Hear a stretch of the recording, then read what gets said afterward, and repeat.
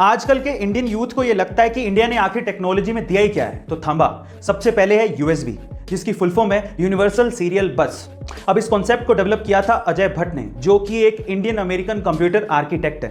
दूसरा है fibre optics, जिसके बिना इंटरनेट काम नहीं कर सकता। इस कॉन्सेप्ट को डेवलप किया था नरेंद्र सिंह कपानी ने, जिन्हें फादर ऑफ फाइबर ऑप्टिक्स भी कहते हैं। और तीसरा और सबसे इंपॉर्टेंट है वायरलेस कम्युनिकेशन, जिसके बिना आपका मोबाइल, टीवी या वाईफाई काम ही नहीं कर सकता। और इस कॉन्सेप्ट को डेवलप किया था जगदीश चंद्र बोस ने। गाइस, इंटरनेट की दुनिया भी इंडियंस के दिमाग के बिना काम नहीं कर सकती। So proud to be an Indian. कभी कभार किसी को कोई चीज फ्री में या किस्मत से या बिना मेहनत के मिल जाती है तो वो उसकी वैल्यू नहीं करता, बाद में वो उसे गवा देता है और फिर पछताता है। उसी में से एक चीज है पैसा, जिसे अगर आप मेहनत से कमाओगे तभी आप उसकी कीमत समझ पाओगे।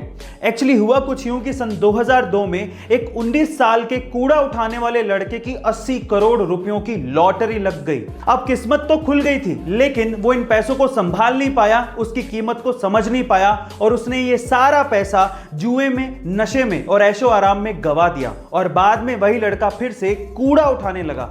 अब यहां पर सीखने लायक बात क्या है जानते हैं? यहां पर सीखने लायक बात यह है कि पैसा आना इंपॉर्टेंट नहीं है, पैसे को संभालना और उसे बढ़ाना बहुत इंपॉर्टेंट है। World class vacuum cleaner company में डायसन का नाम आता है, जिसके फाउंडर हैं जेम्स डायसन।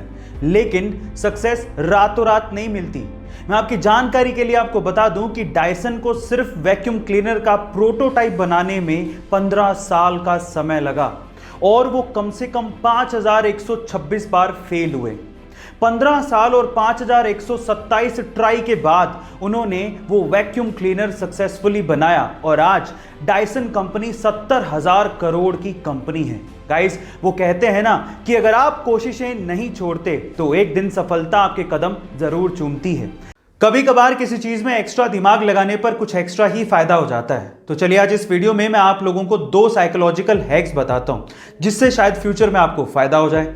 नंबर 1, अगर आपको किसी से कोई चीज चाहिए तो बजाय रिक्वेस्ट करने के वो चीज आप उससे कोई ऑफर बना के मांगोगे तो वो चीज आपको जल्दी मिलेगी। नंबर 2, अगर आप किसी इंटरव्यू में जा रहे हो तो एक चीज हमेशा याद रखना, लोग हमेशा जो पहले और जो लास्ट में होता है उसे याद रखते हैं, लेकिन जो बीच में होता है उसे अक्सर याद नहीं रखते। इसलिए जब भी आपका इंटरव्यू शेड्यूल्ड हो तो आप कोशिश करो या तो पहले जाने की या सबसे लास्ट में जाने की, आपको जरूर फायदा होगा। ये साइकोलॉजिकल हैक्स आपको कैसे लगे कमेंट सेक्शन में जरूर लिखेगा और ऐसे अमेजिंग वीडियोस के लिए शेयर, सब्सक्राइब एंड लाइक। मिलता है अगली वीडियो में।